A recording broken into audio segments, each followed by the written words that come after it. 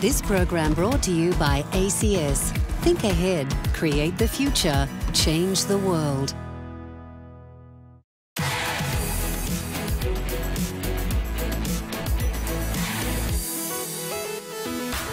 This is Swipe on Your Money. Hello, I'm James Daggar-Nickson. Welcome to Swipe, the show designed to keep you up to date with all the latest and greatest trends and products in tech. Coming up, do you feel like you've watched all the good stuff on Netflix? Maybe it's time to give video games a try, and there's options for the whole family. We speak to Google about their latest product releases down under, some pretty cool tech coming up. And I speak to one of the senior engineers at Dyson about the power of innovation and improvement. But first, some rather sad news. Technology titan and Microsoft co-founder Paul Allen passed away aged 65, with his investment firm Vulcan saying in a statement the cause of death due to complications of non-Hodgkin's lymphoma. Allen co-founded Microsoft with Bill Gates back in 1975, stepping down from the company in 1983 due to illness. But he was heavily involved in US sports through his ownership of the Seattle Seahawks in the NFL, the Portland Trail Blazers in the NBA, and the Seattle Sounders in the MLS. Allen had received treatments again for the illness back in 2009, but saying just this month his cancer had returned. At the time of his passing, Allen's net worth estimated to be around $20 billion. And we had a statement as well, it should be said, from Microsoft CEO Satya Nadella on the passing of Mr. Allen, saying that Paul Allen's contribution to the company, our industry and our community are indispensable. As co-founder of Microsoft, in his own quiet and persistent way, he created magical products, experiences and institutions. And in doing so, he changed the world. He went on to say that I have learned so much from him. His inquisitiveness, curiosity and push for high standards is something that will continue to inspire me and all of us at Microsoft. Our hearts are with Paul's family and loved ones. Rest in peace. Well, moving on to other news, and Activision's latest release, Call of Duty Black Ops 4, has broken company sales records. The MA15 Plus restricted game is becoming the biggest digital release in the company's history.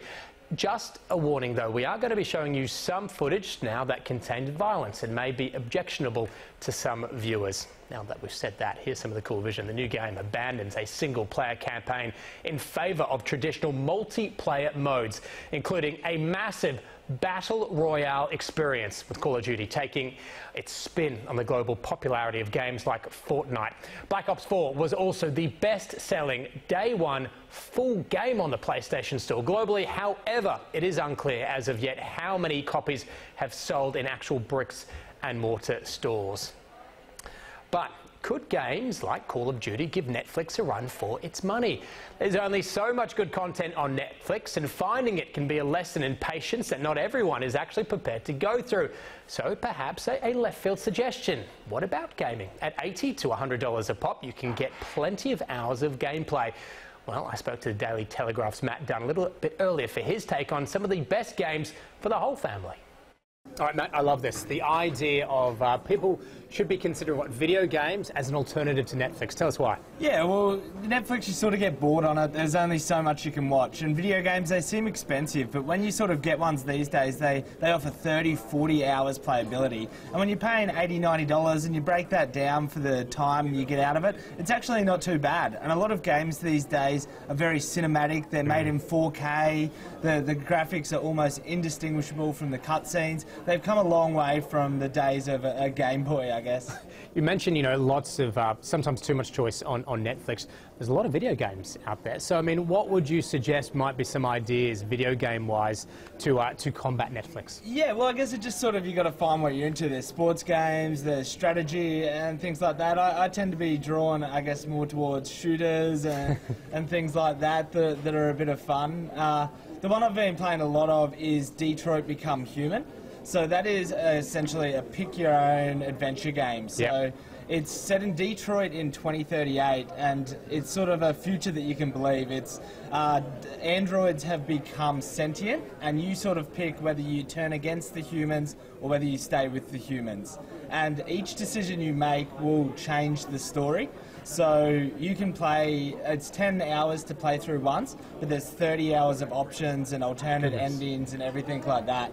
I got to ask, what's the longest stretch of playing a video game do you reckon that you've done? Oh, I've done, some long, about 8 hours in a day, but one of the games I've actually put at least 180 hours into so far. So which one's Ghost Recon. So it's this MMO, so massive multiplayer online where you play with other people.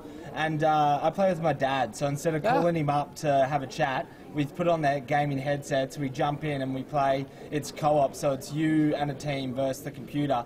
So Dad and I jump in and play together and catch up like that, and A different take on father-son time. yeah, that's it. It's like bonding, so...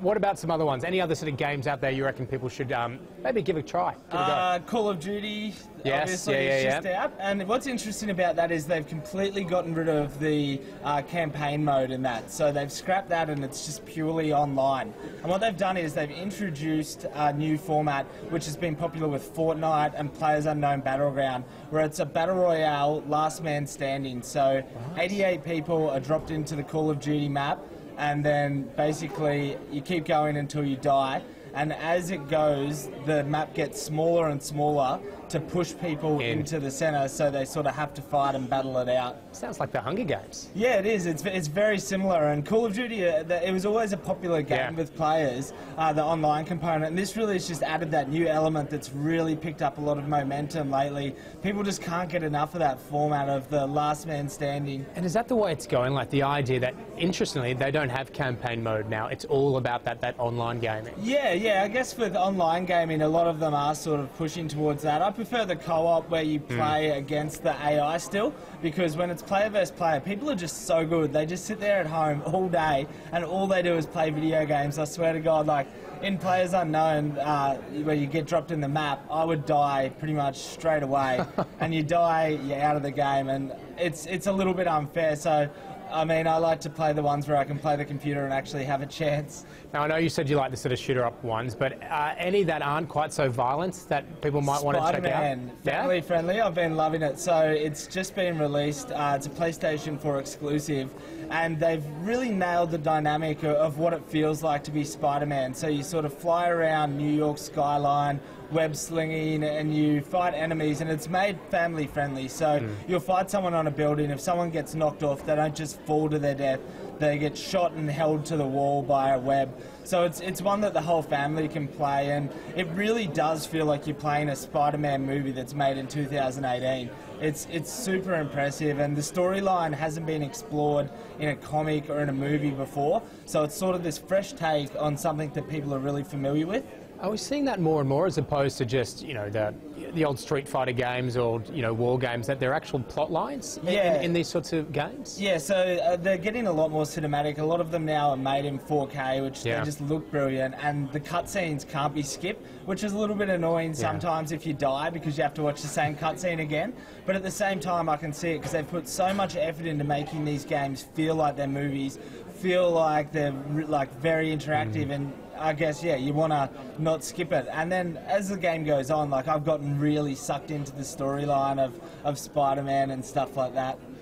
You know, we sort of started off talking about it as an alternative Netflix, almost in a joking way, but it's not, is it? I mean, this is an increasingly popular pastime for, well, you mentioned, not just kids, your dad's playing as well. Yeah, my dad's playing, and the Detroit Become Human, the one I mentioned earlier, I got my girlfriend into that, so she's not a gamer at all.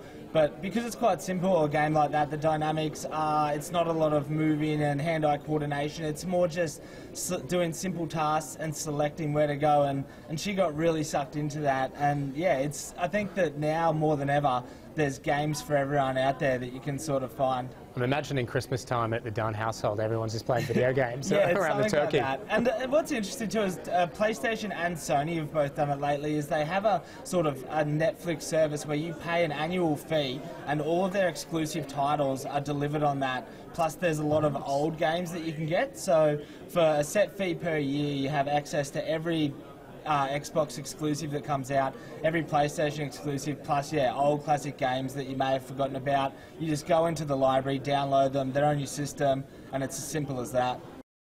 There you go, fun for the whole family. We're going to take a break. Coming up, a look at the latest consumer products released by Google. That's next, so stay with us.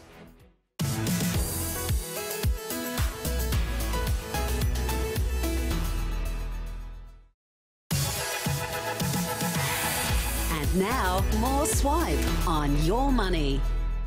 Welcome back. Well, Google has unveiled its latest product offering, some new Pixel smartphones and a Google Home Hub.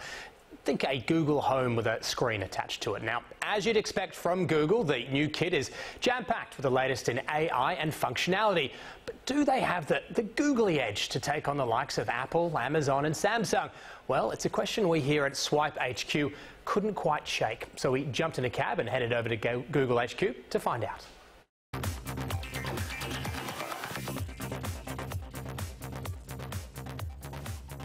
Here at Google HQ in Sydney, joined by Dan Saunders. Big announcement globally, really, for Google.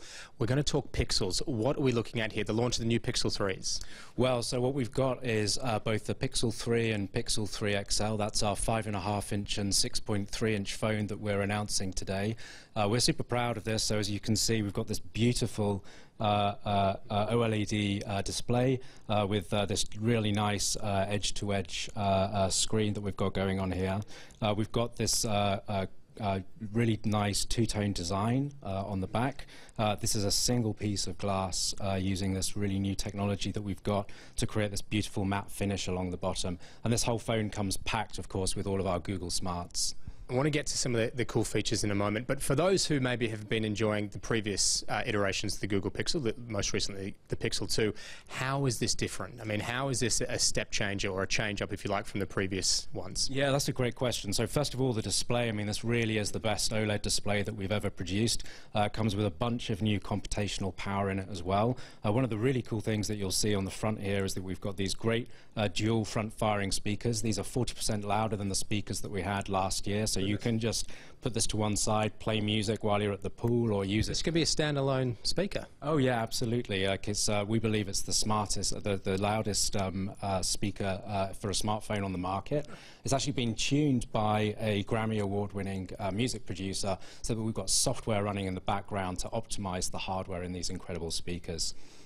Another thing that you'll see as well as the dual front-firing speakers is we've got these two cameras at the top, and I guess we can talk through that in a moment. I want to get to the cameras. I mean, yeah. when you're getting feedback from customers, how important are the cameras? I mean, we keep seeing an improvement on cameras. What's this one like? In 2 selfie cameras on this now, is that right? Yeah, that's right. So I mean, we've seen, really from Pixel users that camera is something that they absolutely rave about. With Pixel 2, it was really one of the standout features, and we've continued to build on that experience as we move forward.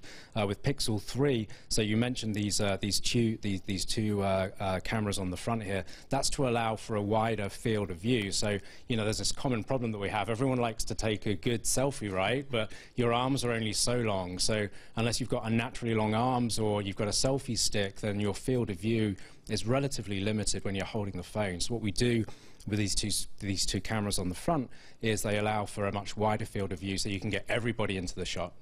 And we're going to get a little bit of an example of a cracking photo that's been taken on Pixel 3 in just a moment. But storage. Talk us through the storage capacity and the decision not to put in a micro SD for expandable storage. Yeah, sure. So, well, both phones come in two storage sizes, so 64 gig and then 128 as well. We also use a little bit of storage on the device for DRAM, just in order to kind of really leverage some of the computational stuff that we need to do on the phone. But of course, one of the things that we've offered to all Pixel users from the beginning and continue with Pixel 3 XL as well Pixel 3 and Pixel 3 XL as well, is unlimited storage for original videos and images. How smart is this thing? Google increasingly becoming known in regards to its AI, the Google Assistant. Talk us through just how smart this phone is. Yeah, so I mean, Google Assistant is really at the center of this device, and for us, that combination of artificial intelligence, hardware and software is what really makes us stand out from the crowd. So whether it's managing your photos in cool new ways, or just giving you the ability to control your display so that you can maximize battery power within the device, we're trying to use artificial intelligence to make a real meaningful difference to users and how they're able to enjoy this phone. Just sort of picking up from something you said, how important is that in terms of a point of difference from other potential handsets? Because, it is a competitive market. How much does the smartness, the AI, the Google Assistant, do you think actually elevates the Pixel? Yeah, we think a whole bunch because, you know, it's also, as well as taking great photos and being able to manage those photos, it's also about being able to make sure that you can get the most out of the computational power that's available in these devices.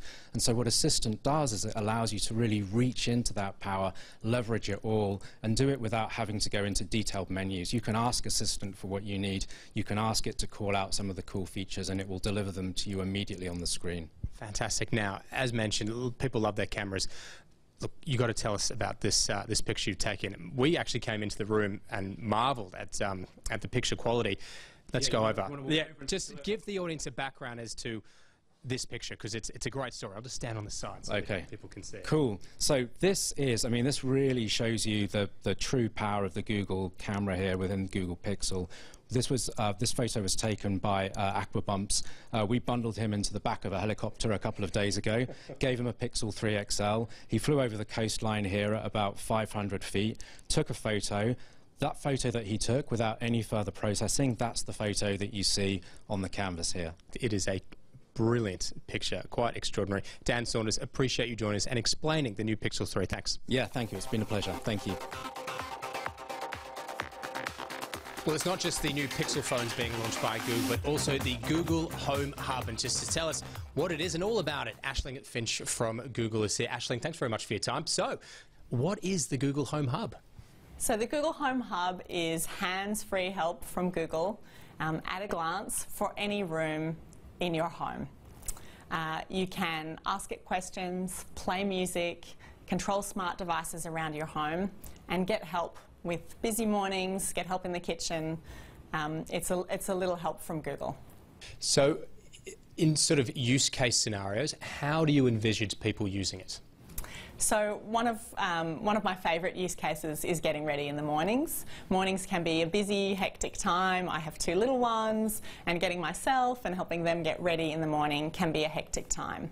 And with Google Home Hub, I can get a little help, making that a little bit more seamless. So it's got the best of Google built in, so I can see my commute on Google Maps at a glance. I can understand from Google Calendar when my next meeting is going to be, maybe get up to date on the latest news before I leave for work. Now, we're going to look at some of the things it can do around the house. Before we do, though, something that I've picked up and sets it apart a little bit, no video camera on this, whereas other competitive similar sort of products have. Why? The thinking behind not having a video camera. That's right. It doesn't have a camera, and so we think that that will mean people are comfortable putting it in any room of the home, including in the bedroom, as an example, when we wanted to give some visual help in the home. And is that something that you're always mindful of, how people, view privacy, how people might, view having something like that in their home, seeing, the real them? We always build our products with privacy in mind and at the forefront, and are very thoughtful about giving people the right choices and the right controls. Let's get to the cool stuff. Let's see what it does. You're going to just give us some examples of what this thing can do. So as you can see, it's got a 7-inch floating display. It's been designed, it's got lovely soft corners and custom fabrics, which you can see around the back here. And it's been really designed with homewares in mind and drawing inspiration from furniture and from the home. We didn't want it to feel like a black techie product with bright blinking lights at you. So we wanted it to be really about being respectful of that home environment. One of the best features is a feature called ambient EQ, and what that means is this little sensor here will adapt to the setting in the room, so to both the colour and the lighting, which means you don't have that bright blurring screen at night, and when it's a bright sunny day your photos will still pop. So I'll just show you how that works. If I cover the light, you'll see that the image is getting darker and adjusting to that, which is a really thoughtful way for a screen to show up in the home and being conscious of digital well-being. Now, we're all about smart homes. Everything's about smart homes, IoT, connected devices. Does this play into that idea of a smart home? It absolutely does. I think in the past it's been a bit clunky setting up smart homes. It's been expensive and not always easy, and sometimes different apps and not always connected. So with Google Home Hub, you have a central command where you can see all of the rooms in your home and see the different devices that are connected in the home. And I can control those either with my voice or through this panel. So for example, the light that is just over your shoulder, I can pop that off and it will turn off. And I can even change the colour of that light. Let's pick red, shall we? That's very cool. Do you have a favourite colour? Well, I can see blue. Blue. I'm going to nominate blue. Nice for kids' parties. Just party tricks, dinner parties. You can actually set up custom routines, so you can be as creative as you would like to be, whether it's movie time or a good night routine. I'm personally looking forward to making Christmas morning really magical. Is there a view to the future as well? So, you know, at the moment controlling light bulbs, you know, doing various things. Is it an open sort of a platform, so as more things become smart, there's going to be more ability to connect, more ability to control various devices and things through, you know, whatever central AI, Google sort of product you have? Absolutely. So that ease of use can be tapped into by multiple different brands. I'm pleased to say there's over 100 different smart devices available in Australia today through brands like Nest, TP-Link and Philips Hue. And the fan. I believe the fan is something else that we can turn on. We sure can. I can just say, hey Google, turn on the fan in the living room. Okay, turning the fan on. That's cool. Literally. So for many people, the quality of the sound, the speaker is going to be important. So what does it sound like? Shall we check it out? Yeah. Hey Google, play Free Mind by Tash Sultana. Okay, Free Mind by Tash Sultana. Here it is on YouTube. Let's crank it.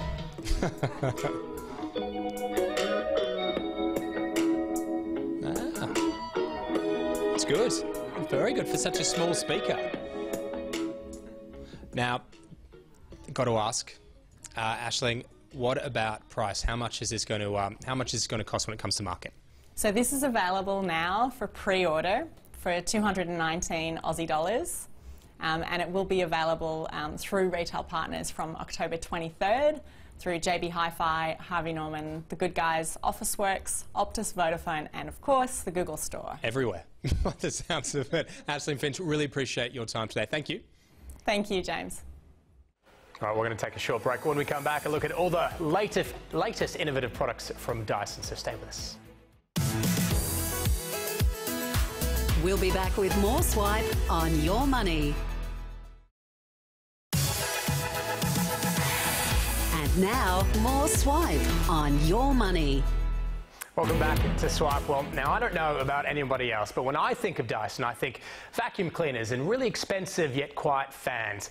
What I haven't equated Dyson with is hair care products. To be honest, they haven't really been much use to me. But thank goodness the Dysonites think beyond their own selfish needs, because they're once again pushing engineering boundaries with their latest innovation. I spoke to advanced design engineer Sam Burrows about their latest products, as well as the culture of innovation at Dyson. Sam, really appreciate you joining us today. We're in the heart of the city here in Sydney. Not usually a hair salon. Where are we? What are we doing here? So we are currently in our Dyson pop-up. So we're open for only a few days this week, and we've just launched our Dyson Airwrap, which is a new product from our personal care department. The idea of a pop-up, you know, how important, you know, to, I suppose, get it out there, the message about what you guys are actually displaying, the new innovation. Absolutely. We only launched, 10 a.m. this morning, and it's the first place that people have really been able to get hands-on globally. So we really want people trying out the product, because it's really important for us that trying it and experimenting with it, playing with it, that people are really going to love it. And do you find that's the case with Dyson products? I mean, you sort of reinvent, if you like, existing sort of products and trying to, I suppose, highlight the differences with what Dyson does with an existing product. Absolutely. So our goal is to solve problems, and we try and solve problems that a lot of people ignore or tolerate. So we really want to showcase how we're doing this. We do it with all our categories. We do it with our floor care machines. We really want people trying them out. Our environmental control machines, and definitely with hair care as well. Let's talk about that in particular. You're one of the senior engineers at Dyson. I've got to ask, what's it like? What is it like being an engineer at a place like Dyson? It's pretty incredible, actually. So the campus itself, I mean, we have 4 4 main areas around the world. We have engineering, so we have the UK, obviously, we have Singapore, Malaysia, and now China as well. But they're all pretty incredible. Everyone's quite young. I mean, I'm 27, I'm the average age now of an engineer, which is strange, definitely strange, but it's great because everyone's got good ideas. We're always encouraged to fail because when you fail, you learn something, and the more you learn, the better the product ends up. Can we talk about the environment? Because I've always, looked on admiringly from afar and expected, sort of envisaged like this Santa Grotto style workplace where everyone's sort of tinkering and talking about ideas and coming up with, almost like an M kind of thing in a James Bond movie. I mean, what does it actually look like day to day? It's some of it's not far off actually. So we've got lots in the UK, for example, we've got lots of different buildings, and some are more secret than others. Like there's ones that I can't get into as well. Right. Yeah, absolutely. So our sort of research and initial innovation building is quite secret. It's all mirrored windows you can't see in. But and our building as well is only limited to part of the Dyson team. So we have our labs in there. We're always we play with real human hair. So we use thousands of kilometers of real human hair when we're testing. So there's a lot of that around in our lab. Lots of different dust, lots of robotic arms and everything. It's all pretty cool. Explain the process then. So, from coming up with an idea, say, as you say, discovering a real-world problem that people have ignored. So coming up with the idea to then actually getting something to market like today. Just explain the process and the timeline. Yeah, so the air wrap, for example. So with hair care, what we've really been focusing on is the damage that is getting done to people's hair, because hair doesn't regenerate, it doesn't recover, it just grows out. So any damage done is going to be there, so we're trying to minimize this damage because it's crucial for maintaining good style and holding a good style. So we've looked at a lot of competitors and a lot of what's out in the market over the decades, and extreme heat is one thing we focus on because we're keeping the temperatures low with the air wrap and using different methods to actually style the hair rather than just extreme heat. How involved is Sir James? Extremely. So he's at 70 plus years old. Yeah. So he definitely stands out in engineering, but he is very present. He's at work pretty much every day. He does have a company to run as well, so sometimes he's not in engineering all day, but you will always see him at some point. And that's clearly where his passion still is? Oh, I mean, his title is Chief Engineer. He's not CEO, he is Chief Engineer. That's his title. And that is right for this week. You can watch us now anytime on 9 Now, Foxtel Go, and on the catch-up section at yourmoney.com.au. I'm James Daggar-Nickson. Thanks for watching.